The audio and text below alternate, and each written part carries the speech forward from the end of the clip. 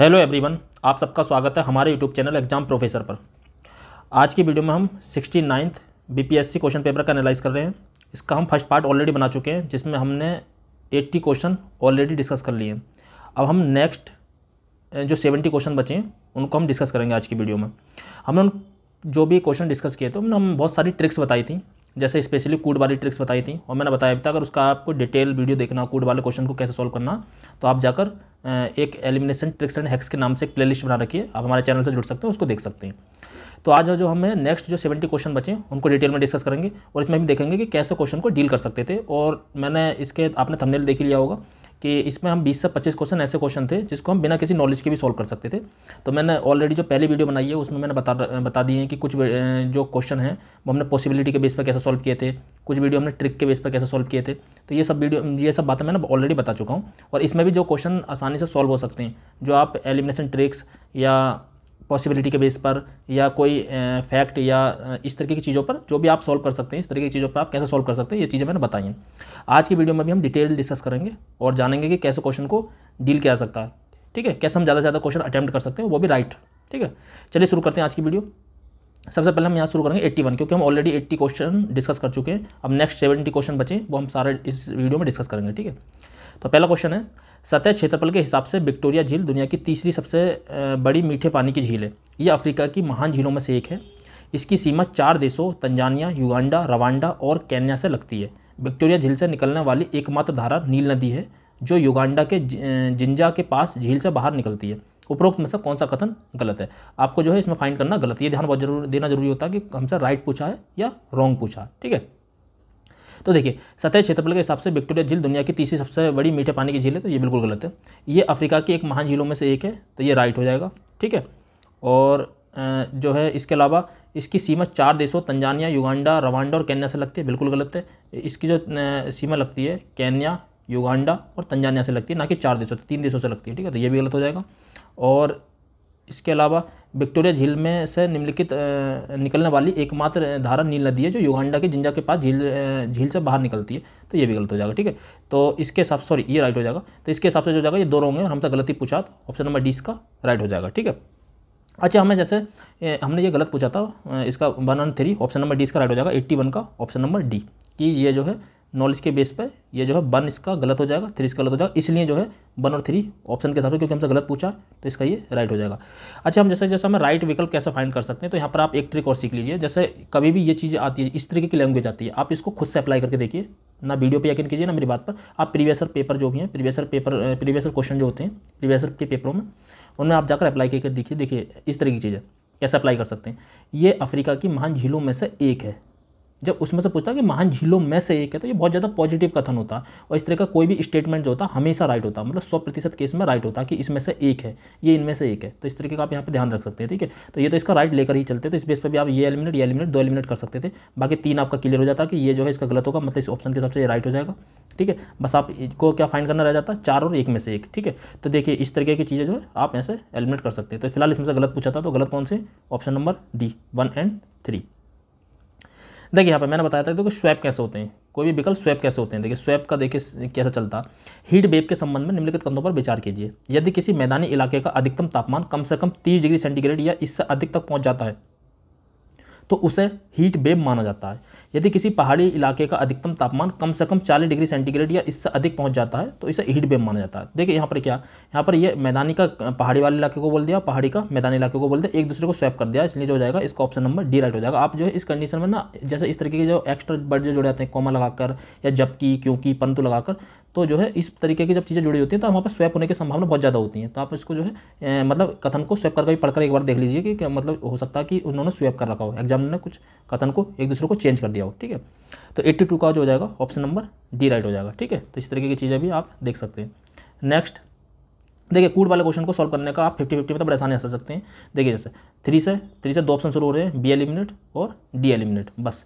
इसके अलावा आप देखिए बी का भी या कन्फर्मेशन भी मिल रही है। अब बाकी बस सी को आपको पता होना चाहिए कि सी का सेकंड होना चाहिए या सी का फर्स्ट होना चाहिए या डी का फर्स्ट होना चाहिए या डी का सेकंड होना चाहिए, बस एक पता होना चाहिए आपको, सी या डी में से। ठीक है, सी या डी में से एक पता होना चाहिए। अगर आपको पता है सर फ्रांसिस ड्रेक जो है यूनाइटेड किंगडम के हैं, या फर्डिनेंड मैगलन जो है वो जो है पुर्तगाल के थे, अगर ये चीज़ें पता आपको, एक भी पता इन दोनों में से कोई भी एक पता होना है तो आप जो है इसका ऑप्शन नंबर ए जो है राइट ले सकते हैं, ठीक है। 83 का जो जाएगा ऑप्शन नंबर ए राइट हो जाएगा। देखिए कैसे एलिमिनेट किया मैंने। ये तो कोड वाली जो स्पेशली मैंने कई बार बताया कि आप कोड वाले क्वेश्चन बड़ा आसानी से सॉल्व कर सकते हैं। जरूरी नहीं है आप सबको पता होता है कि कोड वाला में सबके सब आंसर पता होते हैं, तो आप एलिमिनेशन ट्रिक लगा सकते हैं। कैसे, ये जब ऑप्शन जो है सेम ऑप्शन से शुरू होता है, जब पॉसिबिलिटीज की ज़्यादा हो जाती है, तो वैसे भी मैंने 2 रूल बताए थे, एक तो सेम ऑप्शन से शुरू होने वाले, और एक जो है ए का हम फर्स्ट नहीं लेंगे, बी का हम सेकंड नहीं लेते हैं, सी का हम थर्ड नहीं लेते हैं, और डी का हम फोर्थ नहीं लेते हैं। ये फोर्थ ऑप्शन हम नहीं लेते हैं, तो ये सब नहीं लेते हैं। मतलब ऐसा हम जो है यहाँ पर ए का फर्स्ट नहीं लेंगे, ए का फर्स्ट नहीं लेंगे, ठीक है, इस तरीके से, तो ये हम नहीं लेते। तो इसको हम देखते ही एलिमिनेट कर सकते हैं इस तरीके से, ठीक है। आप इसको अप्लाई करके देखिए, और आपको अगर इसे डिटेल में सीखना तो एलिमिनेशन ट्रिक्स एंड हैक्स के नाम से वीडियो डाल रखिए, हमारे चैनल से जुड़ जाइए और उसको देखिए, ठीक है, जाकर आपको पूरा समझ में आ जाएगा। तो ठीक है, ए का 3 हमने बी एलिमिनेट किया और डी एलिमिनेट किया। कन्फर्मेशन के तौर पर हमें बी का 4 मिल गया। बाकी हमें सी का 2 या सी या डी में से एक का पता होना चाहिए, बस सिर्फ मात्र एक पता होना चाहिए कि अगर जो है सर फ्रांसिस ड्रेक जो है, अगर आपको पता है यूनाइटेड किंगडम के थे, और मैगलन जो थे पुर्तगाल के थे, अगर इनमें से एक भी पता है तो आप जो है ये ऑप्शन को राइट टिक कर आगे बढ़ सकते हैं, ठीक है। देखिए ये कितना इन क्वेश्चन को आप बोनस क्वेश्चन कहते हैं, इस तरह के क्वेश्चन को, जैसे यूएई की रियासती राज्य क्या है, ठीक है। अगर आप ध्यान से देखेंगे, अब ऐसा हमें तो ये पता होता है कि हम रियासती राज्य कैसे पढ़ते हैं, बट इन्होंने ऑप्शन जो एग्जाम में जो ऑप्शन बनाता है वो इसी तरीके बना सकता है, बड़ा आसानी से आप सॉल्व कर सकते हैं। देखिए यहाँ पर आप पहले वाले को जो छोड़ दीजिए कि आपको कुछ नहीं पता, ठीक है। जैसे अबू धाबी है, दुबई है, शारजाह है, अजमान उल अल कैन है, या फुजेराहा है, रास अल खैमा है, इस तरीके के। बट देखिए सेकंड ऑप्शन देखिए, इसमें दुबई तो है, चलो आपको सबको पता, बट ये कुवैत एक अलग ही है, कुवैत की सिटी ये तो अलग ही देश है। जेद्दा ये सऊदी अरब में, आप सबको पता होगा। इसके अलावा देखिए यहाँ पर देखिए रियाद, ये सऊदी अरब से संबंधित है। देखिए कुवैत, ये B eliminate, C eliminate, D eliminate, option number A right हो गया। मतलब हमें जानने की जरूरत ही नहीं है, इसमें जो है हम बड़ा आसानी से हम जो ऑप्शन नंबर ए इसका निकाल सकते हैं, ठीक है। देखिए यहाँ पर कुवैत और यहाँ पर रियाद, बस इसके बेस पर निकाल सकते हैं कि B eliminate, C eliminate, D eliminate, option number A इसका राइट हो जाएगा। हमें इसके पता होना जरूरी नहीं है कि कौन सी रियासती राज्य हैं या नहीं है इसके, ठीक है। इन क्वेश्चन को बोलते हैं आप बोनस क्वेश्चन, बस थोड़ा सा कॉमन सेंस, थोड़ा सा माइंड लगाइए और आंसर तक आसानी से पहुंच जाइए, ठीक है। तो 84 का जो जाएगा ऑप्शन नंबर ए राइट हो जाएगा। नेक्स्ट 85, स्वर्णरेखा नदी निम्नलिखित में से किस गांव के पास से निकलती है? और मांझी, मंदार, या हेहल, या नगरी? तो इसका जो जाएगा ऑप्शन नंबर डी राइट हो जाएगा, नगरी, ठीक है। 85 का जो जाएगा ऑप्शन नंबर डी राइट हो जाएगा, नगरी। नेक्स्ट देखते हैं 86 क्वेश्चन क्या है। निम्नलिखित में से कौन से राष्ट्रीय उद्यान वन्यजीव अभ्यारण्य बिहार में है? तो वाल्मीकि, दुधवा, गजनेर वन्यजीव अभ्यारण्य, भीम बांध वन्यजीव अभ्यारण्य, ठीक है। तो इसका जो जाएगा देखिए, इसका जो जाएगा ऑप्शन नंबर हो जाएगा ए राइट, ठीक है, ऑप्शन नंबर ए राइट हो जाएगा। 86 का जो जाएगा ऑप्शन नंबर ए राइट हो जाएगा। देखिए वाल्मीकि जो है एकमात्र वाल्मीकि राष्ट्रीय उद्यान जो है बिहार में, ये आपको पता ही है। और ये दुधवा कहाँ पर? दुधवा है यूपी में, उत्तर प्रदेश में, एकमात्र राष्ट्रीय उद्यान उत्तर प्रदेश का, तो दुधवा। और आपको दुधवा तो सबको पता होता है, तो ये एलिमिनेट, ये आपका क्लियर हो गया। 3 और 4 में से आपको एक पता करना कि गजनेर वन्यजीव अभ्यारण्य हो गया या भीम बांध वन्यजीव अभ्यारण्य हो गया। तो आपने एक बिहार बीपी स्पेशल में पढ़ रखा होता है भीम बांध वन्यजीव अभ्यारण्य, तो ऑप्शन नंबर ए इसका राइट हो जाएगा, ठीक है। 86 का हो जाएगा ऑप्शन नंबर ए राइट हो जाएगा। नेक्स्ट देखिए 87, गैंगेटिक डॉल्फिन के संबंध में निम्नलिखित कथनों पर विचार करना। तो गंगा नदी की डॉल्फिन को IUCN की रेड लिस्ट के तहत लुप्तप्राय जीव के रूप में, बिल्कुल ठीक है। IUCN कौन जारी करता है? यूनेस्को, ठीक है। तो IUCN की रेड लिस्ट में जो है जीव के रूप में वर्गीकृत किया गया, बिल्कुल किया गया, इसमें कोई संदेह नहीं है, ठीक है। ये इसका राइट हो जाएगा। इसमें कोई क्रिस्टलीय नेत्र लेंस नहीं है, बिल्कुल ठीक है।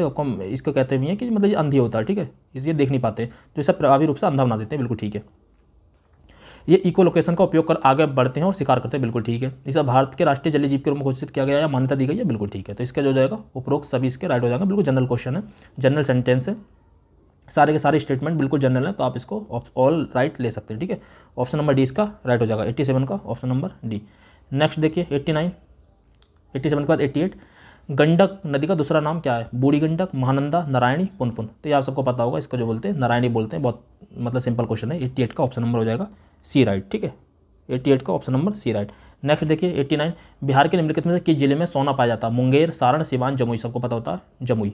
89 का जो जाएगा ऑप्शन नंबर डी राइट हो जाएगा। नेक्स्ट 90, त्रिवेणी नहर का निर्माण निम्नलिखित में से किस नदी पर किया गया है? कोशी, सोन, गंडक, या मयूराक्षी, ठीक है। तो 90 का जो जाएगा ऑप्शन नंबर सी राइट हो जाएगा, गंडक नदी पे, ठीक है। देखिए गंडक नदी से कितना इंपॉर्टेंट है, गंडक नदी से 2 क्वेश्चन पूछ लेंगे। गंडक नदी का दूसरा नाम, और गंडक ये जो है त्रिवेणी नहर का निर्माण जो करा गया किस नदी पे किया गया?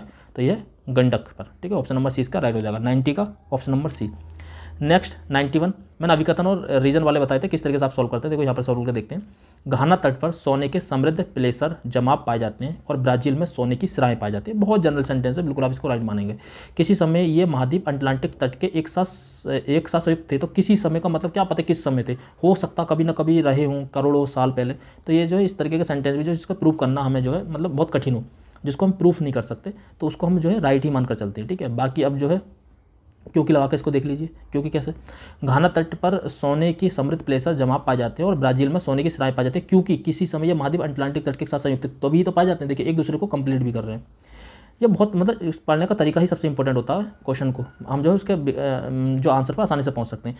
क्यों पाए जाते हैं, देखिए यहाँ पर ये कह रहा है कि घाना के तट पर जो सोने के प्लेसर पाए जाते हैं और जो ब्राज़ील में सिराएं पाए जाते हैं। क्यों पाए जाते हैं, क्योंकि कभी ना कभी ये जो आपस में जुड़े थे, मतलब एक साथ थे, एक संयुक्त थे, एक साथ जुड़े थे। ठीक है, इस वजह से पाए जाते हैं, मतलब एक दूसरे को जो एक दूसरे के पूरक भी है, एक दूसरे को कंप्लीट भी कर रहे हैं। और क्योंकि लगाकर हमें जो है उसकी व्याख्या मिल रही है, एक दूसरे को मतलब संतुष्ट कर रहे हैं। तो ऑप्शन नंबर ए इसका राइट हो जाएगा। ए आर दोनों सही, आर ए की सही व्याख्या करता है। इस तरह के क्वेश्चन आपको बहुत सारे देखने हैं और मतलब हम किस तरह से डील कर सकते हैं। तो आप जो है चैनल में वो एलिमिनेशन ट्रिक्स और हैक्स के नाम से असेशन और रीजन के भी कुछ क्वेश्चन बना रखे हैं, उसमें ट्रिक्स आप कैसे अप्लाई कर सकते हैं। ठीक है, नेक्स्ट देखिए 92 क्वेश्चन क्या है। देखिए आपने ये पढ़ी होंगी चट्टानी क्रम। तो सबसे पहले आप पढ़ते हैं इसमें आर्कियन क्रम की चट्टान है। आर्कियन क्रम के बाद धारवाड़, फिर कुड़प्पा, फिर बिंदे। ठीक है, आर्कियन, धारवाड़, कुड़प्पा, बिंदे और गोंडवाना। ठीक है, इस तरह की चट्टानों का क्रम पढ़ते हैं। सबसे प्राचीन चट्टान आर्कियन है। आर्कियन से ही जो है धारवाड़ क्रम के चट्टानों का निर्माण हुआ। तो देखिए आप इतना पता है तो आपको देखो बड़ा आसानी से सॉल्व कर सकते हैं। धारवाड़ चट्टान जो है सबसे पुराने आर्कियन रॉक का हिस्सा, रॉक सिस्टम का हिस्सा। तो धारवाड़ जो है आर्कियन से ही बनी है। आर्कियन के बाद धारवाड़ी आई थी। ठीक है, कर्नाटक के धारवाड़ जिले के नाम पर उनका नाम धारवाड़ चट्टान रखा गया। आप इसको देख सकते हैं ठीक से। ठीक है, ठीक है, धारवाड़। ऐसी बिंदे क्रम की चट्टान है। देखो बिंदे क्रम की चट्टानों में जो पाया जाता है बलुआ पत्थर, चूना पत्थर, डोलोमाइट, क्वार्टजाइट और सेल इस चट्टान की प्रणाली के मुख्य घटक हैं। तो ये भी आपको पता होगा। ए का आपको 3rd और बी का आपको 4 लेना है। तो इस हिसाब से हो जाएगा ऑप्शन नंबर ए इसका राइट हो जाएगा। 92 का जो जाएगा ऑप्शन नंबर ए राइट हो जाएगा। ठीक है, और कार्डिनरी चट्टानें जो हैं हिमालय के प्रायद्वीपीय नदियों और मिट्टी आदि के तीव्र जमाव से निर्मित हैं। और तिर्तक चट्टानें जो हैं पश्चिमी चंपारण जिले में पाई जा सकती हैं। ठीक है, तो ये जो हो जाएगा इसका सेकंड हो जाएगा। तो इस तरीके से आप जो है इसके ऑप्शन नंबर ए पर बड़ा आसानी से राइट टिक कर सकते हैं। ठीक है, बाकी आपको देखिए अगर एलिमिनेशन है तो यहाँ पर देखो 1 का 1 नहीं लेंगे तो इस बेस पर आप एलिमिनेट कर सकते हैं। यहाँ पर सेकंड का सेकंड लेंगे, इस बेस पर एलिमिनेट कर सकते हैं। बाकी आप फिर भी 50-50 में फंस जाएंगे यहाँ पर आकर। ठीक है, यहाँ पर जो है वैसा नहीं। देखिए यहाँ पर 50-50 वाले आसानी से आ सकते हैं। मैंने क्या कहा था कि आप जो है कुछ चीज़ों को देखो कैसे एलिमिनेट कर सकते हैं। मैंने क्या कहा था, ए का फर्स्ट नहीं लेंगे, बी का सेकंड नहीं लेंगे, सी का 3rd नहीं लेंगे और डी का 4th नहीं लेंगे। ठीक है, देखिए मैं अप्लाई करके दिखाता हूँ इसे।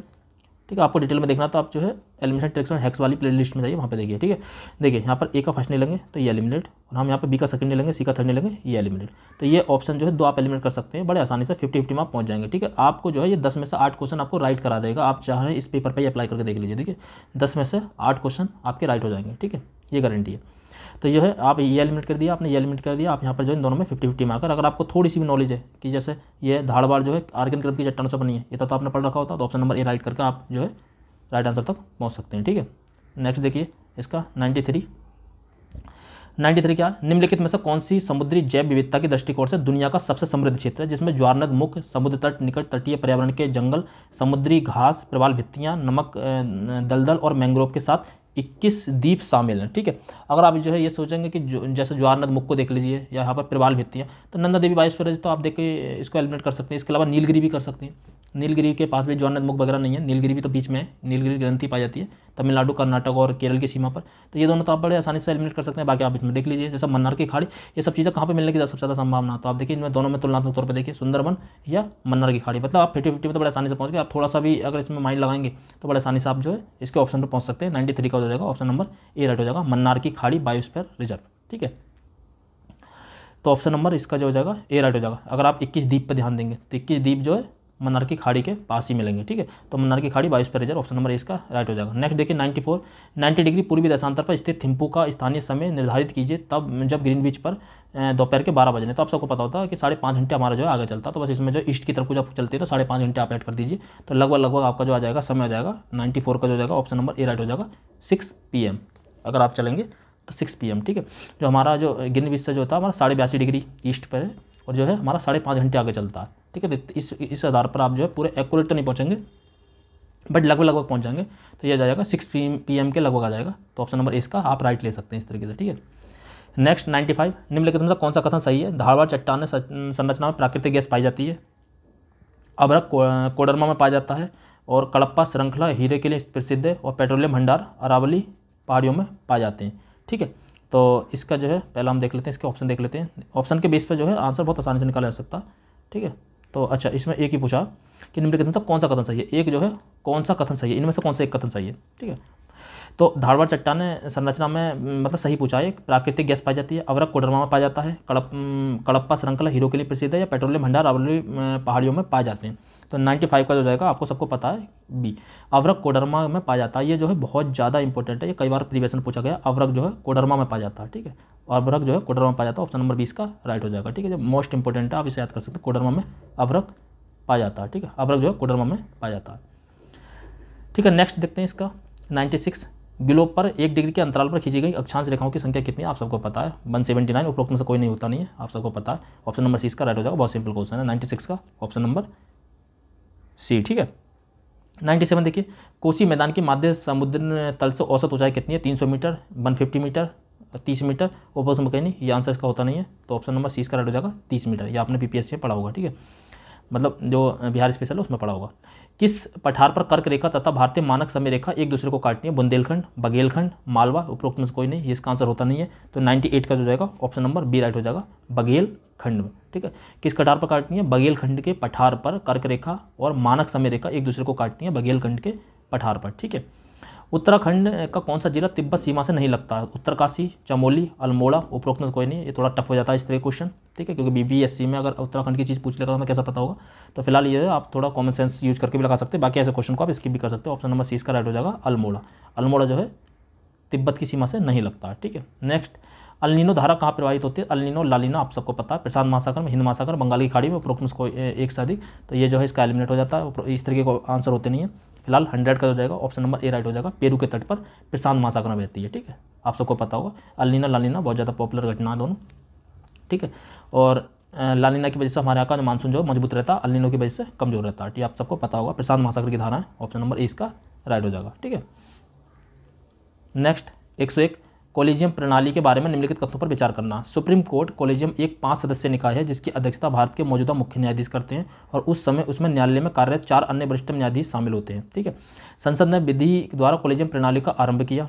ठीक, उच्चतम देखिए आपको पता होगा कि संसद तो इसको और समाप्त करना चाह रही थी। ठीक है, एनजीएसी ला रही थी इसकी जगह, एनजीएसी। ठीक है, तो इसकी जगह ये ला रही थी, तो मतलब ये तो गलती हो जाएगा। आप जो है सेकंड से भी आप एलिमिनेट कर सकते हैं। देखिए ये जो इसका बिलिक जिसका जो ऑप्शन है एलिमिनेट हो जाएगा, बी ऑप्शन। उच्चतम न्यायालय और उच्च न्यायालयों के न्यायाधीशों की नियुक्ति कॉलेजियम प्रणाली के माध्यम से की जाती है, बिल्कुल सही है, बताइए आपको भी। ठीक है, तो ये भी इसका एलिमिनेट हो जाएगा। ठीक है, इसका ये भी एलिमिनेट हो जाएगा। अब देखते हैं इन दोनों में से, तो आपका देखिए थर्ड राइट खुद ब खुद हो गया, थर्ड राइट तो अच्छा हो गया। और उसके बाद फर्स्ट इसका एलिमिनेट हो गया, तो थर्ड में फोर्थ में से फर्स्ट या फोर्थ एक साथ लेना, हमें कौन सा लेना। कॉलेजियम प्रणाली की शुरुआत वर्ष 1993 में न्यायाधीश पीएन भगवती के ऐतिहासिक फर्स्ट जज मामले के उपलक्ष्य में की गई थी। ठीक है, तो ये जो है इसका रॉन्ग हो जाएगा। देखिए वैसे भी 1993 पता नहीं, पीएन भगवती पता नहीं, तो मतलब इस तरीके के जो होते हैं ना फैक्ट जो दिए होते हैं कि स्पेशल डेट दे रखी हो या किस तरह की फैक्ट देती होती है, जब 99% में गलती होती है, तो ये जो है आपका गलत हो जाएगा। मतलब सॉरी, ये तो राइट ही है, ये गलत हो जाएगा, और ये जो है इसका राइट हो जाएगा ऑप्शन नंबर डी, 1 और 3rd। ठीक है, सेकंड भी इसका गलत हो जाएगा, क्योंकि सेकंड में बताया कि पार्लियामेंट तो इसको खुद समाप्त करना चाह रही थी कॉलेजियम प्रणाली को। ठीक है, तो ऑप्शन नंबर डी इसका राइट हो जाएगा, आपने इतना सुना ही होगा। ठीक है, अच्छा 42वें संविधान संशोधन कब आया था, ये 42वां संविधान संशोधन जो आया था वो आया था 1976 में, 1976 में। क्या क्या जोड़ा गया था, तो आप देख सकते हैं इसने प्रस्तावना में 3 शब्द जोड़े, समाजवाद, धर्मनिरपेक्ष, अखंडता। बिल्कुल सही बात है, बिल्कुल राइट है, ये जोड़े गए थे। ठीक है, अच्छा ये पूछ क्या रहा है, इसमें पूछ रहा है कौन सा गलत है, गलत हमें फाइंड करना। तो इसका जो है फर्स्ट तो गलत नहीं है, तो ये भी एलिमिनेट, ये भी एलिमिनेट। आपको अब क्या फाइंड करना, 3 इसका गलत हो गई होगा, ये कंफर्म है, ये ऐसे भी सोच सकते हैं। देखिए यहाँ से भी मतलब आपको नहीं पता, वैसे 39 का है, 43 का है, 47 का ये जोड़ा था। ठीक है, तो ये जो है वैसे भी गलत हो जाएगा, तो ये इसका राइट हो जाएगा इसके हिसाब से। इसने संविधान में 8 मौलिक कर्तव्य जोड़े। ठीक है, तो 42वें संविधान संशोधन में 8 मौलिक कर्तव्य नहीं जोड़े थे, और जो है इसके अलावा जो है क्या है, इसके द्वारा राष्ट्रपति को चुनाव आयोग के परामर्श से राज्य विधानसभाओं मंडलों सदस्यों को अयोग्य घोषित करने का अधिकार प्रदान किया गया। ठीक है, तो जो हो जाएगा इसका 102 का जो हो जाएगा ऑप्शन नंबर सी राइट हो जाएगा। 2 और 3, ये 2 और 3 जो है गलत है, मैंने बताया ना 2 और 3 गलत है, क्योंकि 8 नहीं 10 जोड़े थे, 11वां जो जोड़ा गया था वो बाद में जोड़ा गया था। कौन से, 86वें संविधान संशोधन संदर्भ 2 के तहत, 86वां संविधान संशोधन जो शिक्षा का अधिकार जोड़ा गया था, 86वां संविधान संशोधन संदर्भ 2 जो 86 अमेंडमेंट एक्ट आया था उसमें जोड़ा गया था। ठीक है, तो ये सेकंड भी गलत है, थर्ड भी गलत है। ठीक है, ये 47 नहीं था, ये रॉन्ग है, तो ये भी गलत, ये भी गलत। इस ऑप्शन के हिसाब से जो हो जाएगा, मतलब हमसे ये पूछा ना कौन से गलत हैं, तो सेकंड और थर्ड इसका राइट हो जाएगा। ठीक है, तो ऑप्शन नंबर सी इसका राइट हो जाएगा। आप एलिमिनेशन ट्रिक के बेस पे भी जा सकते हैं। नेक्स्ट देखिए 103, किसी समुदाय को अनुसूचित जनजाति के रूप में घोषित करने के लिए आवश्यक विशिष्टताएं क्या है? आदिम लक्षणों के संकेत, बिल्कुल सही है। विशिष्ट संस्कृति, बड़े सामान्य पैमाने पर समुदाय के साथ संपर्क में श्रम, पिछड़ापन, भौगोलिक अलगाव। देखो बिल्कुल पॉजिटिव कदम, मतलब इसके बिल्कुल मतलब अनुसूचित जनजाति के साथ क्या क्या प्रॉब्लम आ सकती है, ये चीज़ें यही चीज़ें बता रहा है। तो मतलब ये इसमें कोई संदेह नहीं है, ऑप्शन नंबर डी इसका राइट है। 103 का जो हो जाएगा ऑप्शन नंबर डी राइट हो जाएगा। ठीक है, नेक्स्ट 104, भारतीय संविधान में मौलिक अधिकारों के विचार का संदर्भ कहाँ से लिया गया? इससे सिंपल क्वेश्चन हो नहीं सकता, आयरलैंड से। ठीक है, 104 का ऑप्शन नंबर हो जाएगा। भारतीय संविधान में मौलिक अधिकार नहीं, मौलिक मैंने ये जो लगाया नीति निषेध तत्व सोच के लगाया, मौलिक अधिकारों का जो लिया गया संयुक्त राज्य अमेरिका से लिया गया। ऑप्शन नंबर 20 का राइट हो जाएगा, मौलिक अधिकारों का संयुक्त राज्य अमेरिका से। ठीक है, और फंडामेंटल ड्यूटी यूएस उससे ली गई है, रशिया से, और नीति निषेध तत्व आयरलैंड से लिए गए। ठीक है, आप सबको पता होगा। ठीक है, मौलिक कर्तव्य जो लिए गए सोवियत संघ से लिए गए, और मौलिक अधिकार जो लिए गए वो यूएसए से लिए गए। ठीक है, नेक्स्ट, भारतीय संविधान के किस अनुच्छेद द्वारा अस्पृश्यता को समाप्त किया गया? पता ही है, अनुच्छेद 17। ठीक है, अनुच्छेद 17 द्वारा अस्पृश्यता का अंत है। ठीक है, अब मैंने बताया था 1 to 51 के कै तक ये जो है आपको जो है कंठस्थ होने चाहिए, इसी से ही कम से कम 2 से 3 क्वेश्चन हर बार बनते हैं। ठीक है, मतलब ये इतने आर्टिकल आपको पता होना चाहिए हमेशा कि आर्टिकल 15 क्या कहता है, आर्टिकल 26 क्या कहता है, 21 क्या कहता है, जीवन का अधिकार, 19 क्या कहता है, अभिव्यक्ति की स्वतंत्रता, इस तरीके से 18 क्या कहता है, उपाधियों का अंत, इस तरीके से विधि के समक्ष समता 14, ये सब चीज़ आपको पता होना चाहिए हमेशा। ठीक है, उच्च न्यायालय में न्यायाधीशों की संख्या निर्धारित करने का अधिकार निम्नलिखित में से किसके पास है? देखिए उच्च न्यायालय की, जब उच्च न्यायालय की बात होती है तो राष्ट्रपति के पास होता है, और उच्चतम न्यायालय की बात होती है तो वो पार्लियामेंट के पास होता है। ये दोनों चीज़ें याद रख सकते हैं। उच्च न्यायालय में जो न्यायाधीशों की संख्या जो निर्धारित करनी होती है वो राष्ट्रपति करता है, और उच्चतम न्यायालय में कौन करता है? पार्लियामेंट, मतलब संसद करती है हमारी। ठीक है, तो 106 का हो जाएगा ऑप्शन नंबर ए राइट हो जाएगा। नेक्स्ट देखिए 107, 5वीं अनुसूची के किस विशिष्ट समूह के लोगों को शासन और हितों की सुरक्षा से संबंधित? अनुसूचित जाति, धार्मिक अल्पसंख्यक, अनुसूचित जनजाति, भाषाई अल्पसंख्यक। ये आपको पता है, बहुत आसान क्वेश्चन है। अनुसूचित जनजाति होती हैं उनका। ठीक है, मतलब SC का, शेड्यूल्ड ट्राइब्स। नेक्स्ट, भारतीय सर्वोच्च न्यायालय ने किस या किन मुकदमों में सर्वप्रथम संविधान के मूल ढांचे का, तो मूल ढांचे का सिद्धांत किस में दिया था? केस बदन भारतीय बनाम केरल राज्य 1973, मूल ढांचे का सिद्धांत आया था। मोस्ट इंपॉर्टेंट क्वेश्चन है, ये हमेशा पूछा जाता रहा है। ठीक है, तो 108 का जो जाएगा ऑप्शन नंबर हो जाएगा बी राइट। ठीक है, 109 देखते हैं क्या कहता है। 109, भारतीय कम्युनिस्ट पार्टी, भारतीय मार्क्सवादी वाली, और भारतीय कम्युनिस्ट पार्टी, और Bahujan Samajwadi party, all India Trinamool Congress. तो आपको पता होगा ऑल इंडिया तृणमूल कांग्रेस जो बनी थी 1998-99 में बनी थी लगभग। बहुजन समाजवादी पार्टी 1984 में बनी थी, बीजेपी 1980 में बनी थी। ये सब बातें आपको पता होंगी। भारतीय कम्युनिस्ट पार्टी जो मार्क्सवादी थी, और भारत, अगर इसके बेस पर जाते हैं, देखिए अगर आपको इतना ही पता तो सी का डी और डी का सी का जो जाएगा आपका सी का जो जाएगा 4 हो जाएगा, सी का 4 और डी का जो जाएगा सेकंड हो जाएगा। तो ऑप्शन नंबर ए जो है इसका राइट हो जाएगा। ठीक है, तो ए का जो जाएगा फर्स्ट हो जाएगा 1964, और बी का जो जाएगा भारतीय कम्युनिस्ट पार्टी 1925। ठीक है, तो जो है 109 का जो जाएगा ऑप्शन नंबर ए राइट हो जाएगा। ठीक है, तो इतनी चीज़ आप याद रख सकते हैं। ये यूपी PSC था, उसमें ही पूछा गया था 2022 में, सेम इसी तरीके का क्वेश्चन पूछा गया था। वहाँ पर भी बहुजन समाजवादी पार्टी दिया होता, ऑल इंडिया तृणमूल कांग्रेस दिया था, बाकी एक तेलुगु देशम पार्टी दिया गया था। ठीक है, और एक भारतीय कम्युनिस्ट पार्टी दिया गया था। तो ये जो है आप याद कर सकते हैं। ठीक है, नेक्स्ट 110, किन अनुच्छेदों के अंतर्गत अध्यक्ष सदन के किसी सदस्य को उसकी मातृभाषा में बोलने की इजाज़त दे सकता है? ठीक है, तो 110 का जो जाएगा ऑप्शन नंबर सी राइट हो जाएगा। 120 का फर्स्ट, 120 के फर्स्ट में ये बात कही गई है, तो आप जो है इस तरीके का आर्टिकल याद रख सकते हैं। ठीक है, नेक्स्ट देखते हैं RBI ने विदेशी मुद्रा भंडार में निम्नलिखित में से कौन सी जो परिसंपत्तियां शामिल है इसके? ठीक है, विदेशी मुद्रा परिसंपत्तियां सोना, विशेष मतलब SDR बोलते हैं, स्पेशल ड्राइंग राइट्स बोलते हैं इसको, SDR।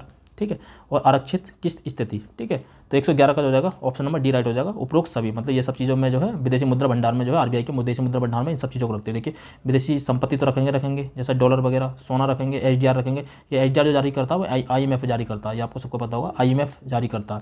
ठीक है, अपने सदस्य देशों के लिए। ठीक है, और आरक्षित की स्थिति भी रखता है। ठीक है, उत्पत्ति के नियम के बारे में निम्नलिखित कदमों में विचार करना है। ठीक है, इसका देखते हैं उत्पत्ति के नियम के बारे में। ये क्या हो जाएगा, देखिए उत्पत्ति के नियम किसी उत्पाद के राष्ट्रीय स्रोत को निर्धारित करने के लिए आवश्यक मानदंड, बिल्कुल जनरल सेंटेंस है, बिल्कुल ठीक है। उत्पत्ति के नियम कस्टम एजेंसियों को ये जानने में मदद करते हैं कि किसी दिए गए उत्पाद पर कौन से नियम और कौन से शुल्क लागू होंगे, बिल्कुल ठीक है। इनका उपयोग व्यापार सांख्यिकी के प्रयोजन के लिए किया जाता है, बिल्कुल ठीक है। इनका महत्व इस तथ्य को प्रमाणित होता है कि कई मामलों में कर और प्रतिबंध आयतों के स्रोतों पर निर्भर करते हैं, मतलब जो आयात हैं उनके स्रोतों पर निर्भर करते हैं, बिल्कुल ठीक है। तो इसका जो जाएगा ऑप्शन नंबर डी राइट हो जाएगा। उपरोक्त सभी, मतलब कोई जनरल स्टेटमेंट हो, कोई इस तरीके का एक्सट्रीम वर्ड नहीं दिया गया जिसकी वजह से हम जो किसी भी जो स्टेटमेंट है किसी भी ऑप्शन को हम गलत ठहरा सके। तो 112 का जो जाएगा ऑप्शन नंबर डी राइट हो जाएगा। 113 देखिए, शिशु मृत्यु दर के बारे में निम्नलिखित तथ्यों पर विचार कीजिए। ये शिशु के जन्म से लेकर ठीक 1 वर्ष की आयु के बीच मृत्यु की संभावना है जो प्रति 10,000 जीवित जन्मों पर व्यक्त की जाती है। वर्ष 1950 में शिशु मृत्यु दर 189.6 थी। वर्ष 2019 में शिशु मृत्यु दर 30 थी। रजिस्ट्रार जनरल ऑफ इंडिया के सैंपल रजिस्ट्रेशन सिस्टम के बुलेटिन के अनुसार उत्तर प्रदेश में 2019 में सबसे अधिक शिशु मृत्यु दर वाला राज्य था। ठीक है, तो इसमें से पूछा हमें से कौन सा सही है। ठीक है, तो 113 का जो जाएगा ऑप्शन नंबर सी राइट हो जाएगा। इसका 2 और 3 जो है राइट है। यहाँ पर जो है आप इसके बेस पर काट सकते हैं। यहाँ पर 10,000 नहीं 1,000 व्यक्तियों पर होता है, 1,000 जो शिशुओं पर होता है, तो ये कोई भी संख्या 1,000 पर निकाली जाती है। तो इसके बेस पर आप जो इसको एलिमिनेट कर सकते हैं। तो ये एलिमिनेट, फर्स्ट एलिमिनेट, ये एलिमिनेट, 2 और 3 इसका बिल्कुल राइट हो जाएगा क्योंकि आपको ऑप्शन के बेस पर मिल जाएगा। बाकी आपको सिर्फ 4 जो है इसका जो है चेक करना होगा। ठीक है, तो ये अगर आप इस तरह की कोई डेट वगैरह दे रखी होती है तो आप जो है इसको रॉन्ग मानकर चलिए, या इस तरह के रजिस्ट्रार ऑफ जनरल सोसाइटी वगैरह, इस तरह के रजिस्ट्रार जनरल ऑफ इंडिया, इस तरह की चीज़ें हो सकता है कभी और कोई और करता हो तो आप जो है रॉन्ग मान सकते हैं। देखिए कैसे, मैंने क्या कहा था आपको, ये तो पता होगा, इतनी सी नॉलेज तो होती है आपको। फर्स्ट ये एलिमिनेट, बाकी 2-3 इसमें, ये दोनों आप जो है राइट मानकर चलिए, इसका पता हो या नहीं हो, बस इतना सा आप इतना सोच भी सकते हैं कि हो सकता है कि ये रॉन्ग हो, तो आप 50-50 में तो बड़े आसानी से आ सकते हैं। बाकी आप थोड़ा सा कॉमन सेंस लगाने के हम जो इस तरह के डिफेक्ट जो हम कट कर देते हैं। ठीक है, तो आप इसको चुन भी सकते हैं। फिलहाल आप 50-50 में, ईमानदारी के साथ आप 50-50 में आ जाएंगे और 50-50 में से आप कोई भी चुन सकते हैं। तो ऑप्शन नंबर सी इसका राइट हो जाएगा। नेक्स्ट 114, एक अवधारणा के रूप में मानव पूंजी निर्माण की बेहतर व्याख्या की प्रक्रिया के संदर्भ में निम्नलिखित जो की जाती है, जो सक्षम बनाते हैं किसे, किसी देश के व्यक्ति द्वारा अधिक पूंजी संचय करने को, ज्ञान में वृद्धि करने को, कौशल स्तरों में वृद्धि करने को, या देश के लोगों का ज्ञान, कौशल स्तरों और क्षमताओं में वृद्धि करने को। ठीक है, नीचे दिए गए कूट का प्रयोग कर सही उत्तर चुनना। ठीक है, तो 114 का जो जाएगा ऑप्शन नंबर डी राइट हो जाएगा। केवल 4, देश के लोगों के ज्ञान, कौशल स्तरों और क्षमताओं में वृद्धि करने को। देखिए ये भी कौशल स्तरों में वृद्धि करने का इसी का बड़ा विकल्प ये है, तो मतलब ये है 3 और 4 एक साथ आ ही नहीं सकते। ठीक है, तो अगर ये नहीं आ सकते तो ये भी आप एलिमिनेट कर सकते हैं। किसी देखते व्यक्ति द्वारा अधिक पूंजी, देखिए ये क्या कह रहा है, देखो इसको क्वेश्चन को आराम से पढ़िए। एक अवधारणा के रूप में मानव पूंजी निर्माण, तो मानव पूंजी मतलब, मानव पूंजी का मतलब है मानव को पूंजी, मतलब मानव पूंजी निर्माण करना, तो क्या है उसके जो कौशल को, उसके ज्ञान को, उसकी एबिलिटी को बढ़ाना। ठीक है, उसकी योग्यताओं को बढ़ाना को बेहतर व्याख्या कौन करता है, तो ये क्या कह रहा है किसी देश में व्यक्तियों द्वारा अधिक पूंजी, तो ये तो बिल्कुल गलत हो गया। अधिक पूंजी इकट्ठे करने को थोड़ा कहते हैं मानव पूंजी निर्माण। तो फर्स्ट एलिमिनेट, ये एलिमिनेट, बाकी देखिए ये थर्ड वाला जो इसी के अंदर समाहित है, तो ऑप्शन नंबर डी इस वजह से इसका राइट हो जाएगा। ठीक है, तो यहाँ से अगर आप फर्स्ट एलिमिनेट करेंगे तो 50-50 में तो वैसे भी आ गए, और बाकी अगर कौशल स्तरों में वृद्धि, केवल कौशल स्तरों की वृद्धि की बात कर रहा है, इसके बाद ज्ञान, कौशल और क्षमताओं में वृद्धि की बात कर रहा है, तो इसका जो जाएगा ऑप्शन नंबर डी राइट हो जाएगा। बड़ा आसानी से आप जो है इसको ऐसे चुन सकते हैं। नेक्स्ट 115, दिवाला और शोधन अक्षमता के संबंध में निम्नलिखित कथनों पर विचार कीजिए। शोधन अक्षमता से तात्पर्य उस वित्तीय स्थिति से जिसमें कोई व्यक्ति या संस्था बकाया होने पर अपने ऋणों का भुगतान करने में असमर्थ होता है। ठीक है, असमर्थ होता है। दिवाला एक कानूनी प्रक्रिया को संदर्भित करता है जहां देनदार की संपत्ति लेनदारों के लाभ के लिए समाप्त या पुनर्गठित की जाती है। आप इसको ध्यान से देखिए, एक दूसरे के स्वैप के हैं बिल्कुल। आप शोधन अक्षमता से तात्पर्य क्या है, जहां देनदार की संपत्ति लेनदार के लाभ के समाप्त कर पुनर्गठित की जाती है। और इसके अलावा दिवाला कानूनी प्रक्रिया क्या है कि जिसमें कोई व्यक्ति या संस्था बकाया होने पर अपने ऋणों का भुगतान करने में असमर्थ होते हैं। मतलब यह है जिसकी एसेट्स से ज़्यादा लायबिलिटी हो जाती है, तो वो जो है दिवाला हो जाता है। तो ये एक दूसरे के विपरीत, मतलब एक दूसरे के स्वैप कर दिया है। मतलब शोधन अक्षमता की व्याख्या इसमें नीचे वाले में कर दी है और दिवाला कानूनी प्रक्रिया की व्याख्या जो ऊपर वाले में कर दी है। तो इसका जो फर्स्ट भी एलिमिनेट हो जाएगा, first eliminate, second eliminate, first eliminate, second eliminate, option number C इसका राइट हो जाएगा। बस इतनी सी बात अगर आप पकड़ना सीख गए तो ऑप्शन नंबर सी इसका राइट आप चुन लेंगे। देखिए यहाँ पे देखिए, शोधन अक्षमता की व्यवस्था गलत है। शोधन अक्षमता एक निष्कर्ष है, और जो है शोधन अक्षमता एक जो दिवाला जो है एक व्यवस्था है, अवस्था है, बाकी शोधन अक्षमता एक निष्कर्ष है। मतलब उसके पहले दिवाला होगा, उसके बाद जो है शोधन अक्षमता लागू की जाएगी उस पर। तो यहाँ पे भी देखो एक दूसरे को स्वैप कर दिया, तो ये भी एलिमिनेट, ये भी एलिमिनेट, ऑप्शन नंबर जो हो जाएगा इस चीज़ का राइट हो जाएगा। ठीक है, औद्योगिक नीति संकल्प किस वर्ष अपनाया गया, 1956, 1944, 54 सॉरी, 1952, 1950, तो इसका हो जाएगा ऑप्शन नंबर ए राइट, 1956 बहुत आसान है। ठीक है, 1956, 116 का जो हो जाएगा ऑप्शन नंबर ए राइट हो जाएगा। ठीक है, नेक्स्ट देखते हैं 117, उत्पादन संबद्ध प्रोत्साहन योजना के बारे में निम्नलिखित कथनों पर विचार करना है। ठीक है, तो इसको देखते हैं, इसको ऑप्शन के साथ देखते हैं इसको, 117 क्वेश्चन। ठीक है, तो क्या है ये, अच्छा इसमें हमसे पूछा क्या, गलत पूछा है कि कौन सा गलत है। ठीक है, इसमें हमसे पूछा है कि कौन सा रॉन्ग है। ठीक है, तो देखते हैं, ये योजना घरेलू विनिर्माण को बढ़ावा देने और मोबाइल फोन विनिर्माण तथा निर्दिष्ट इलेक्ट्रॉनिक घटकों में बड़े निवेश को आकर्षित करने के लिए उत्पादन से जुड़े प्रोत्साहन के लिए पेश करती है। तो बिल्कुल सही है। इस योजना में आवेदकों की 2 श्रेणियां हैं, वैश्विक कंपनी या घरेलू कंपनी, ये गलत है। ठीक है। ये योजना पात्र कंपनियों को 6 वर्षों, देखो यहाँ पर डेटा दे दिया तो आप इसके बेस पर भी काट सकते हैं। बाकी 8% ये भी काट सकते हैं, देखिए आप पूरा पढ़ कर देखिए। ये योजना पात्र कंपनियों को 6 वर्षों की अवधि हो सकता है, 7 वर्ष हो, 8 वर्ष हो, इस बेस पर भी काट सकते हैं। अवधि के लिए भारत में निर्मित और लक्ष्य श्रेणियों में शामिल वस्तुओं की शुद्ध वृद्धिशील बिक्री को लगभग 8% हो सकता है, 10% हो, ठीक है, कि उस औसत को प्रोत्साहन प्रदान करता है। वैसे लगभग लगने के बाद सही हो जाती है चीज़ें, तो आप जो है इसके बेस पर नहीं, यहाँ पर 6 के बेस पर काट सकते हैं, तो ये भी एलिमिनेट हो जाएगा। PLI के तहत लक्ष्य श्रेणी में लैपटॉप, टैबलेट, ऑल और इस तरह के जो होते हैं, जो मल्टीफैक्ट होते हैं, वो मल्टीफैक्ट हमेशा राइट होते हैं, मैंने कई बार बताया। तो जो है हमें क्या चुनना है, इसमें से कौन सा गलत है, तो गलत कौन से 2 और 3, ऑप्शन नंबर डी इसका राइट हो जाएगा। मैंने बताया आप जो है अगर कुछ नहीं पता तो मल्टीफैक्ट को हमेशा राइट मान कर चलेंगे। अगर 4 का भी मान लेते हैं तो ये दोनों एलिमिनेट हो जाएंगे, 1 और 3 में चुनने होगा। 3 आपने निकाल लिया कि हाँ ये इसका गलत होगा, बाकी इन दोनों की तुलना में आप जो है जब एक्सप्लेनेशन ज़्यादा लिखी होती है तो वो हमेशा राइट ही होता है। और वैसे भी एक जनरल सेंटेंस है, ये इसका राइट होगा, ये रॉन्ग हो जाएगा। 2 और 3 इसके आप आसानी से चुन सकते हैं, ऑप्शन नंबर डी इसका राइट हो जाएगा, ऑप्शन नंबर डी, ठीक है। 117 का ऑप्शन नंबर डी। 118 देखते हैं क्या है, स्वामित्व योजना के बारे के संबंध में निम्नलिखित कथनों पर विचार करना, ठीक है। स्वामित्व योजना के बारे में देखते हैं, देखिए इसमें भी क्या पूछा, गलत कथन पूछा, स्वामित्व योजना के संबंध में निम्नलिखित कथनों में कौन सा गलत है। ये खान मंत्रालय के दायरे में, देखो मैं यहाँ पे बता दे रहा हूँ, कोई भी मंत्रालय जब देता है, चाहे BPSC हो, UPSC हो, UPPSC हो, जब कोई भी मंत्रालय देता है तो मंत्रालय 99% केस में गलत ही देता है। अगर आप इतनी चीज़ को जानते हैं तो देखिए फर्स्ट एलिमिनेट, ये एलिमिनेट, ये 2 एलिमिनेट हो जाएंगे, तो मतलब गलत देता तो हमसे गलत ही पूछा, तो इसके हिसाब से ये जो है ये गलत हो गया। फिलहाल हम सर मतलब ऑप्शन में गलत पूछा तो इसको हम राइट लेंगे, ठीक है, तो ये गलत हो जाएगा। ये योजना CORS नेटवर्क के तरह जियो पोजिशनिंग इंफ्रास्ट्रक्चर के 5 सेंटीमीटर तक की सटीकता प्रदान करने के योग्य मानकों को बनाने में प्रयास कर रही है, ठीक है, जो इसका बनाने का जो है प्रयास कर रही है, तो ये जो है इसका राइट है। देखो जब प्रयास कर रही है, जब मतलब ये है कि वह संभावना को दर्शाती है, तो ये जो इस चीज़ों को हम राइट मानते हैं, ठीक है। इसके अलावा CORS का मतलब क्रॉस ओरिजिनल रिसोर्सिंग शेयरिंग है, तो ये पता नहीं मतलब हो सकता है चेंज कर दिया हो, ठीक है। इसके अलावा ये योजना ड्रोन तकनीक का उपयोग कर भूमि के छोटे छोटे खंडों का जो छोटे छोटे खंड हैं उनका नक्शा तैयार करके ग्रामीण बस्तियों के क्षेत्रों में संपत्ति का स्पष्ट स्वामित्व स्थापित करने के लिए एक सुधारात्मक पहल प्रदान करती है, जो एक सुधारात्मक पहल है उसको प्रदान करती है, तो ये भी जिसका राइट हो जाएगा। जब एक्सप्लेनेशन ज़्यादा हो रखी है तो वो जनरल सेंटेंस होता है, वो राइट होता है। तो फिलहाल हमसे गलत पूछा, तो गलत कौन कौन से, फर्स्ट और थर्ड, तो इसके हिसाब से जो हो जाएगा, सॉरी इसका जो गलत हो जाएगा, हमसे पूछा है फर्स्ट एंड थर्ड, हाँ सही, तो फर्स्ट एंड थर्ड जो इसके गलत हो जाएंगे, ये दोनों गलत हो जाएंगे, तो ऑप्शन नंबर जो हो जाएगा 20 का राइट हो जाएगा। 118 का जो हो जाएगा ऑप्शन नंबर बी राइट हो जाएगा। नेक्स्ट देखिए 119, किसी वित्तीय आपातकाल की स्थिति में, वित्तीय आपातकाल क्या होता है, आर्टिकल 360 के तहत लगता है, ठीक है। वित्तीय आपातकाल की स्थिति में अनुच्छेद 360 को लागू करने के परिणाम निम्नलिखित में से कौन सी हैं। राष्ट्रपति राज्यों को राज्य मामलों के संबंध में सेवारत सभी या किसी वर्ग के कर्मचारियों के वेतन और भत्ते को कम करने का दे सकता है। वो ये समझ लीजिए जब राष्ट्रपति राष्ट्रीय आपातकाल लागू करता है, वो भी 360 के तहत, तो वो कुछ भी कम कर सकता है, मतलब किसी का भी वेतन कुछ भी कम हो जा सकता है, स्वयं का वेतन भी कम कर सकता है, किसी का मतलब वित्त से संबंधित देश में कुछ भी कर सकता है वो, ठीक है। तो ये जो है इसका राइट हो जाएगा। राज्य विधानमंडल द्वारा पारित धन विधेयक या अन्य वित्तीय विधेयक को राष्ट्रपति के विचारार्थ आरक्षित रखने की आवश्यकता नहीं है। देखिए यहाँ पर नेगेटिव कह रहा नहीं है, ऐसा कुछ नहीं है, बिल्कुल रखना पड़ता है, ठीक है। तो ये इसका गलत हो जाएगा, सेकंड गलत, और हमसे पूछा क्या, सही पूछा है, तो उपरोक्त में सही सब होंगे नहीं, जब हमने सेकंड गलत निकाले तो ऑप्शन नंबर इसका राइट हो जाएगा। सब पढ़ने की आवश्यकता ही नहीं है, ठीक है।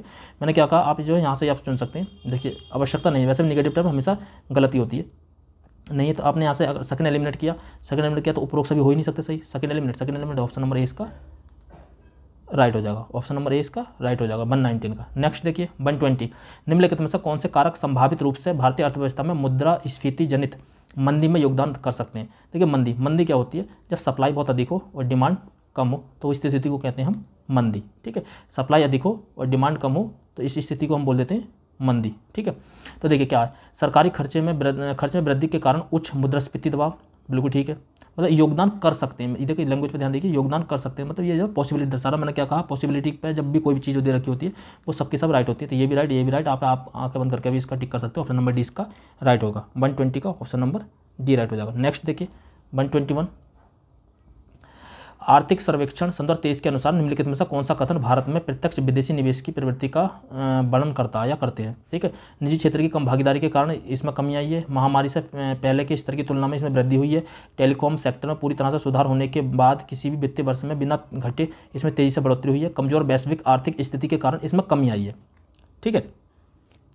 तो इसका जो जाएगा, देखिए इसका जो जाएगा ऑप्शन नंबर डी राइट हो जाएगा। देखिए यहाँ पर देखिए ये क्यों रॉन्ग होगा, टेलीकॉम सेक्टर में पूरी तरह से सुधार के होने के बाद किसी भी वित्तीय वर्ष में जो है इसमें घाटे में ऐसा हो ही नहीं सकता कि ऊपर नीचे नहीं हो, ठीक है, मतलब कम या ज़्यादा नहीं हो, तो ये तो गलती हो जाएगा। थर्ड रॉन्ग, ये दोनों तो वैसे एलिमिनेट हो जाते हैं, ठीक है। बाकी आपको सेकंड और 4 में से एक चुनना था, तो फर्स्ट भी एलिमिनेट खुद ब खुद हो गया था। महामारी से पहले के स्तर की तुलना में इसमें वृद्धि हुई है, तो ये जो है इसका रॉन्ग था, तो फिलहाल ऑप्शन नंबर डी इसका राइट हो जाता। ठीक है, तो इस तरीके से भी आप 50-50 में पहुँच सकते थे। बिहार के गया जिले की वर्तमान जनसंख्या कितनी है? ठीक है, तो ये जो है बिहार स्पेशल का है, तो कितनी है इसकी जनसंख्या? 122 का हो जाएगा। ये जो है इसका जो है इसमें कोई भी आंसर जो है परफेक्ट ठीक नहीं था, क्योंकि संख्या जो इस तरीके से नहीं थी पूर्णतः, तो इस क्वेश्चन को जो डिलीट कर दिया गया था, सबको नंबर दिए गए थे। ठीक है, तो इस क्वेश्चन को आप स्किप कर सकते हैं। ठीक है, नेक्स्ट 123, केंद्र सरकार के गैर योजना व्यय के बारे में निम्नलिखित कथनों में से कौन सा सही है? व्यय ब्याज भुगतान पर होता है, व्यय विज्ञान प्रौद्योगिकी पर होता है, व्यय कृषि पर होता है, उपरोक्त में से कोई नहीं। तो इसका हो जाएगा व्यय जो है ब्याज भुगतान पर होता है, गैर योजनागत व्यय जो है ब्याज भुगतान पर होता है। तो आप जो है इसका ऑप्शन नंबर ए राइट ले सकते हैं। ठीक है, वैश्वीकरण और भारत पर इसके प्रभाव के बारे में निम्नलिखित में से कौन सा कथन सत्य नहीं है? मतलब हमको जो है असत्य कथन छांटना। देखते हैं, इसने वस्तु और सेवाओं के व्यापार का विस्तार किया, बिल्कुल ठीक किया। वैश्वीकरण ने वस्तु और सेवाओं के व्यापार का जो है विस्तार किया।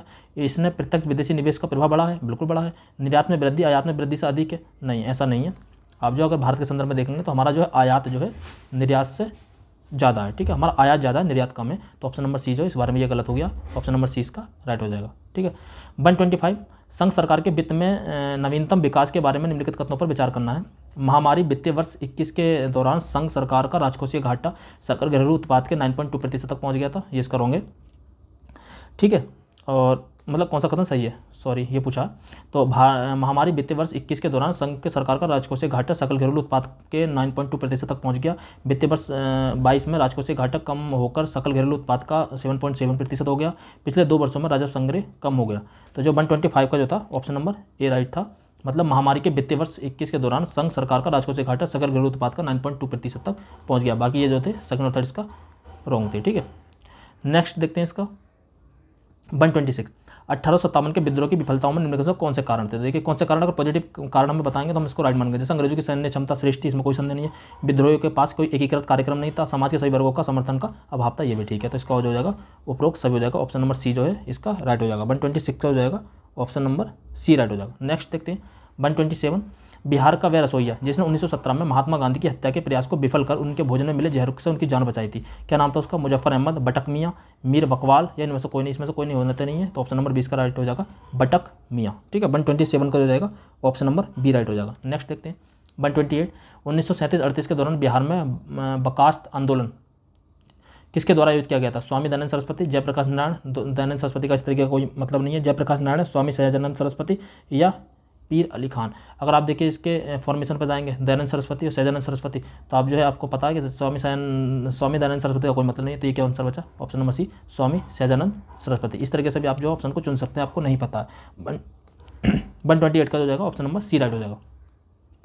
नेक्स्ट देखिए, भारत के स्वतंत्रता संग्राम के दौरान निम्नलिखित घटनाओं पर जैसे होम रूल लीग 1916 1916, सूरत 1907, खेड़ा 1918 और माल्य मिंटो 1909। ठीक है, तो इस तरीके से आप सुन सकते हैं। 129 का जो जाएगा ऑप्शन नंबर बी राइट हो जाएगा। पहले सेकंड के बाद फिर 4 आएगा, 4 के बाद फिर 1 आएगा और 1 के बाद जो आ जाएगा खेड़ा सत्याग्रह 1918 आ जाएगा। ठीक है, नेक्स्ट लॉर्ड लिटन निम्नलिखित में किससे संबंधित है? स्ट्रेची का मतलब संबंधित नहीं है।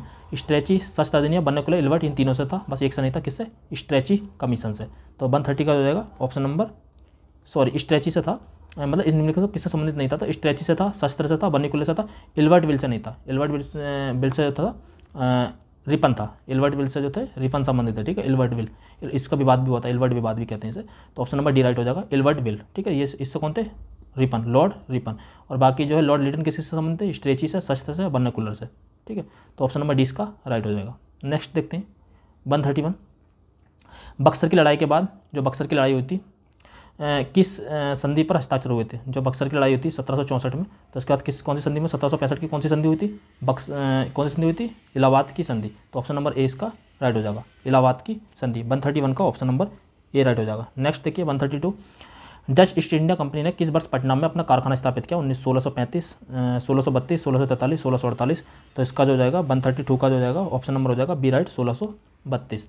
निम्नलिखित में किस आंदोलन में महात्मा गांधी ने भूख हड़ताल को हथियार के रूप में सर्वप्रथम प्रयोग किया था? तो भूख हड़ताल सबसे पहले उन्होंने कहाँ पर की थी? असहयोग में, बारदौली में, अहमदाबाद में या रोलेक्ट में? तो आप सबको पता होगा अहमदाबाद मिल आंदोलन जो था उसमें उन्होंने सबसे पहले भूख हड़ताल की थी। 133 का जो जाएगा ऑप्शन नंबर सी राइट हो जाएगा। नेक्स्ट देखते हैं 134, सन 1942 में भारत छोड़ो आंदोलन में बिहार के नेताओं का महत्वपूर्ण योगदान रहा था। बिहार के कौन से प्रमुख नेता बिहार केसरी के नाम से जाने जाते थे? उन्होंने भारत छोड़ो आंदोलन में सक्रिय रूप से भाग लिया था। डॉक्टर राजेंद्र प्रसाद, श्री कृष्ण सिंह, अनुग्रह नारायण सिन्हा या राम मनोहर लोहिया। तो 134 का जो जाएगा ऑप्शन नंबर बी राइट हो जाएगा, श्री कृष्ण सिंह।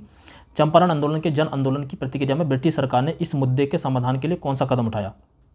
मतलब चंपारण आंदोलन के जन आंदोलन को प्रतिक्रिया में महात्मा गांधी को चंपारण का राज्यपाल नियुक्त किया, ऐसा तो कुछ नहीं था, आपने पढ़ा होगा। क्षेत्र में सख्त कर्फ्यू लगा दिया गया, ऐसा भी कुछ नहीं था। चंपारण कृषि समिति की स्थापना की, चंपारण को एक स्वतंत्र राज्य घोषित कर दिया, ऐसा भी नहीं था। तो एक कृषि समिति की स्थापना की थी। 135 का जो जाएगा ऑप्शन नंबर सी राइट हो जाएगा, चंपारण कृषि समिति की स्थापना की थी। ठीक है, नेक्स्ट देखिए 136 भारतीय सेवक समाज, तत्बोधिनी सभा और आत्मीय सभा। आप सबको पता हो आत्मीय सभा जो है राजा राममोहन राय से संबंधित थी, तत्बोधिनी देवेंद्रनाथ टैगोर और भारत सेवक समाज जो था गोपाल कृष्ण गोखले से था। भारत सेवक समाज गोपाल कृष्ण गोखले से।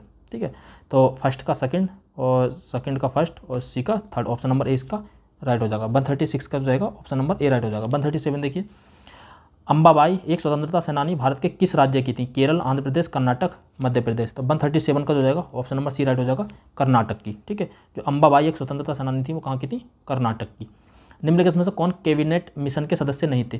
पैंथिक लॉरेंस, अलेक्जेंडर, जे एंड्रयूज, इनमें से कोई ये होता नहीं है तो जे एंड्रयूज नहीं थे। ठीक है, क्रिप्स थे इसकी जगह। ठीक है, तो पैंथिक लॉरेंस, अलेक्जेंडर थे और क्रिप्स थे, इसके अलावा एंड्रयूज इसके सदस्य नहीं थे। सुरक्षा वाल्व का सिद्धांत एक पूछा था, सुरक्षा वाल्व का सिद्धांत जो यहाँ पर पूछा गया, और एक होता तड़ित चालक का सिद्धांत। जो तड़ित चालक का सिद्धांत जो दिया था वो गोपाल कृष्ण गोखले ने दिया था, और सुरक्षा वाल्व का सिद्धांत जो दिया था वो लाला लाजपत राय ने दिया था, लाला लाजपत राय ने। ठीक है, तो ऑप्शन नंबर 20 का राइट हो जाएगा, लाला लाजपत राय। नेक्स्ट, निम्नलिखित में से भारतीय राष्ट्रीय कांग्रेस के किस अधिवेशन में पहली बार मौलिक अधिकारों से संबंधित प्रस्ताव पारित किया गया था? तो आप सबको पता है, सूरत अधिवेशन, गया अधिवेशन, कराची और प्रोक्स में ये इसका आंसर होता नहीं है। तो 140 का जो जाएगा ऑप्शन नंबर सी राइट हो जाएगा, कराची अधिवेशन में मौलिक अधिकारों का सर्वप्रथम जो प्रस्ताव पारित किया गया था। ठीक है, नेक्स्ट देखते हैं इसका। अच्छा, अब जो कुछ क्वेश्चन जो है इसके मैथ और रीजनिंग का है, स्पेशली रीजनिंग करेंगे, मैथ नहीं करेंगे, रीजनिंग के क्वेश्चन पूछाते हैं 10 क्वेश्चन, तो हम रीजनिंग का क्वेश्चन सॉल्व करेंगे। देखिए इस तरह के क्वेश्चन जो है अगर आप देखिए इस ऑप्शन सभी 50-50 में पहुंच सकते हैं। देखिए ये दो ऑप्शन जो है बिल्कुल सेम फॉर्मेट के, देखिए ये सेम और ये लास्ट का सेम, बस केवल एक चेंज है, तो आप ऐसे ही पहुँच सकते हैं। अगर आपको कोई चीज़ समझ में ना रही है तो आप 50-50 में तो यहाँ से ही पहुँच सकते हैं कि इन दोनों में से कोई एक आंसर होगा। बाकी आप देख सकते हैं इस तरीके के विकल्प सामान्यतः यही होते हैं कि जो इसका टर्म दे रहा होता है उसी का कोड इसके सामने लिखा होता। तो बाकी हमें किसे जानने की जरूरत है? हमने इन दोनों में से फाइंड कर लिया कि ये दोनों सेम से स्टार्ट हो रहे हैं, बस हमें ये थर्ड पोजीशन वाला जो थर्ड वाले पोजीशन को जानना है कि डी का क्या होगा। तो डी का क्या होगा आप यहाँ से जान सकते हैं, डी का जो लास्ट में मल्टीपल होगा, तो डी का मल्टीपल है तो इसके हिसाब से जो हो जाएगा थर्ड पोजीशन में डी का मल्टीपल कहाँ पे मिलेगा? इन दोनों में, तो ऑप्शन नंबर सी पे मिलेगा। तो ऑप्शन नंबर सी इसका राइट हो गया। देखिए जैसे आप यहाँ पे GAM गेम, गेम का क्या है? डॉलर भाग स्टार और परसेंटेज। तो देखिए यहाँ पर जो है आप इसी के बेस पे तो चुन रहे हैं, जैसे आपको यहाँ पे एम का चुनना है, एम का, तो एम का क्या है? स्टार, तो इस तरीके का। ए का चुनना, ए का भाग, तो देखिए ए का, और बाकी यहाँ पे ई का क्या है? आप ई का यहाँ से चुन सकते हैं। ठीक है, इस तरीके से, तो ये चीज़ें बड़े आसानी से चुन सकते हैं। ठीक है, रीजनिंग का सिंपल क्वेश्चन था। नेक्स्ट देखिए, क्यू पूर्व की ओर यात्रा कर रहा है, जो क्यू है कोई वो पूर्व की ओर यात्रा कर रहा है। देखिए यहाँ पे जो ये पूर्व दिशा होती है, जैसा आप देखेंगे तो ये ईस्ट, वेस्ट, नॉर्थ, साउथ, ये जो है डायरेक्शन होती है। बाकी क्यू जो है पूर्व की ओर यात्रा कर रहा है, बिल्कुल हो गया। एम उत्तर की ओर यात्रा कर रहा है, एम जो है उत्तर की ओर यात्रा कर रहा है, और एस और टी विपरीत दिशाओं में यात्रा करना, अभी हमें नहीं पता है, एस और टी जो है दोनों एक दूसरे के विपरीत यात्रा कर रहे हैं। टी जो है क्यू के दाईं ओर यात्रा कर रहा है, टी जो है क्यू के दाईं ओर, तो टी का क्यू का दाईं जो है ये होगा, तो ये टी इसके दाईं ओर यात्रा करेगा, मतलब साउथ की तरफ यात्रा करेगा। और एस और टी एक दूसरे के विपरीत यात्रा कर रहे हैं, तो एस क्या करेगा? उत्तर की तरफ यात्रा करेगा। तो हमसे पूछा निम्नलिखित में कौन सा कथन सही है? तो एम और एस विपरीत दिशाओं में यात्रा कर रहे हैं, एम और एस नहीं, ये गलत है। एम और एस विपरीत दिशाओं में यात्रा करते हैं, एस पश्चिम की ओर यात्रा करता है, बिल्कुल गलत है। एस उत्तर की ओर यात्रा कर रहा है, टी उत्तर की ओर यात्रा करता है, बिल्कुल गलत है। टी दक्षिण की ओर यात्रा कर रहा है। एम और एस एक ही दिशा में यात्रा करते हैं, तो बिल्कुल सही है, एम और एस एक ही दिशा में यात्रा कर रहे हैं, उत्तर की ओर। तो ऑप्शन नंबर डी इसका राइट हो जाएगा। 142 का ऑप्शन नंबर डी इसका राइट हो जाएगा। ठीक है, तो इस तरीके से आप जो ऑप्शन चुन सकते हैं बड़े आसानी से। बाकी आप देखिए ट्रिक के बेस पर भी चल सकते हैं। एम और एस विपरीत दिशाओं में यात्रा करते हैं या एम और एस एक ही दिशा में यात्रा करते हैं, बिल्कुल सेम विकल्प का फॉर्मेशन, मतलब इनमें से एक आंसर होना 50-50 पर, तो आप बड़े आसानी से पहुंच सकते हैं। तो इसका था फिलहाल ऑप्शन नंबर डी राइट था। यहाँ पर देखिए एक व्यक्ति रमेश है जिसके पास 100 वर्ग गज भूमि का एक प्लॉट है, वह अपने पड़ोसी सुरेश जिसके पास 100 वर्ग गज की भूमि है, मतलब रमेश और सुरेश अभी दोनों के पास है यहाँ पर 100 गज की भूमि है। ठीक है, दोनों के पास 100 गज की भूमि। अब क्या करता सुरेश जिसके पास 100 गज की भूमि से 10% अधिक प्राप्त करके अपनी भूमि प्लॉट बढ़ाता है और 2 साल बाद वह कुल प्लॉट का 10% पड़ोसी को भेज देता। पड़ोसी का मतलब जो है वो सुरेश को भेज देता। मतलब रमेश और सुरेश के पास दोनों के पास 100 गज है। उसके बाद रमेश क्या करता है, रमेश जो अपनी भूमि बढ़ाता है और उसके बाद जो है वो बढ़ाता कहाँ से ये नहीं बताया, क्योंकि क्या पता किसी और से खरीदी हो उसने, उसका तो बेचता किसी अपने पड़ोसी मतलब सुरेश को भेज देता। तो किसके पास अधिक भूमि होगी, तो देखिए बाकी विकल्प का फॉर्मेशन में देख लीजिए। रमेश की भूमि सुरेश से अधिक है, सुरेश की भूमि रमेश से अधिक है। तो रमेश ने खरीद कर बेची थी ना, कहीं एक्स्ट्रा खरीदी थी और बेची किसे थी, सुरेश को बेची थी, मतलब पड़ोसी को बेची थी। तो ऑप्शन नंबर 20 का राइट हो जाएगा। सुरेश की भूमि जो है रमेश से वर्तमान में अधिक है। तो 143 का जो जाएगा ऑप्शन नंबर बी राइट हो जाएगा। यहाँ पर देखिए मिलिनरी टोपियाँ, ब्रेवरी शराब, स्टेशनरी कागज, स्नोबरी जूते, ये ऑप्शन नंबर 20 का जो है बेजोड़ है, बेमेल है। तो ऑप्शन नंबर 20 का राइट हो जाएगा। यहाँ पर देखिए यहाँ पर श्रृंखला बहुत आसान होती है। 130 जैसा आप यहाँ पर देखेंगे इन दोनों में जो है एक एडिशन हो रहा है किसी न किसी का। तो 6 में से 2 गए, 4, 5 में से 3 गए तो 2। देखिए यहाँ पर 24, फिर 26, फिर 28, फिर 30 और फिर 32। देखिए यहाँ पर देखिए ये 272 में 40 जाएंगे 32 बचेगा, और 240 में 210 जाएंगे तो 30 बचेगा। ऐसे 28 बचेगा यहाँ पे 26, यहाँ पे 24। तो इसके आधार पर ये चल रहा है। तो इसका जो जाएगा 145 का जो जाएगा 145 का जो जाएगा ऑप्शन नंबर हो जाएगा बी राइट। देखिए यहाँ पर देखिए 132 में अगर आप जोड़ेंगे 24 तो कितना रहा 156। ठीक है, देखिए 4 2 6 और 2 और 3 5 और 1। ठीक है, ऐसी 156 में आपके जोड़ने आप लोग 26, तो 26 जोड़ेंगे तो 6 और 6 12, 5 2 7 और 1 8 और 1 का 1। इस तरीके 128 में आप जब जोड़ेंगे 28 तो हो जाएगा आपका 1210, 8 8 2 10 का 0 और 8 2 10 का 1 और 1 0, 210। ठीक है, इसी तरीके से 210 में आप 30 जोड़ेंगे तो हो जाएगा 240। ठीक है, तो इस तरीके का जो है ये जो है इस तरीके से जो है सीरीज चल रही है। ठीक है, पहले 24 जुड़ा है, फिर 26, फिर 28, फिर 30, फिर 32। ठीक है, तो 145 का ऑप्शन नंबर जो हो जाएगा बी राइट हो जाएगा। यहाँ पर देखिए 146, यहाँ पर क्या यहाँ पर सीरीज कैसा बनाइए, देखिए जब इसमें से इसको पहले लेस किया है उसके बाद इसको 7 से मल्टीपल किया, 44 में से 37 गए तो कितने बचेंगे 7, और 7 की 7 से मल्टीपल 49, ये बना है। ठीक है, इसी तरीके देखिए 58 में से 53 गए तो कितने बचेंगे कुल 5 में 7 से मल्टीपल करी तो 35, तो ये 35 बना ये। ठीक है, ऐसे ही 52 में से 50 बन जाएंगे तो कितने बचेंगे 11 में 7 से मल्टीपल करोगे तो 77। ऑप्शन नंबर 20 का राइट हो जाएगा। 146 का जो हो जाएगा ऑप्शन नंबर बी राइट हो जाएगा बड़े आसानी से। ठीक है, नेक्स्ट देखिए इसमें क्या दिए गए कथनों पर निष्कर्ष को ध्यानपूर्वक पढ़ना है और निष्कर्ष के आधार पर हमें आंसर देना है। ठीक है, क्या है कथन, क्या किसी एक दिवसीय क्रिकेट मैच में टीम ने कुल 200 रन बनाए हैं जिसमें से 160 रन जो स्पिनरों ने बनाए। अब हमें ये नहीं पता स्पिनर कितने हैं, किसने कितने रन बनाए, कुछ नहीं पता। अब ये क्या कह रहा है निष्कर्ष बताना, टीम के 80% खिलाड़ी स्पिनर कैसे बता सकते हैं, क्या पता एक ही व्यक्ति ने बना दिए हो सकता है 4 ने बनाए हो सकता है सभी ने मिलकर बनाए हो सकता है सभी के सभी स्पिनर हो। ठीक है, तो हम ये नहीं बता सकते। ओपनिंग बल्लेबाज स्पिनर तो पता नहीं, हो सकता ओपनिंग बल्लेबाज नहीं हो लास्ट के बल्लेबाज ने बनाए हो, तो ये हमें कुछ नहीं बता सकते। तो इस तरीके के जो है हम इसे निश्चित तौर पर कुछ नहीं बता सकते। तो ना तो 1 ना तो 2 दोनों ही अनुसरण नहीं करते हैं। तो इसमें जो हो जाएगा 147 का जो जाएगा ऑप्शन नंबर जो है डी राइट हो जाएगा। ठीक है, नेक्स्ट देखते हैं 148।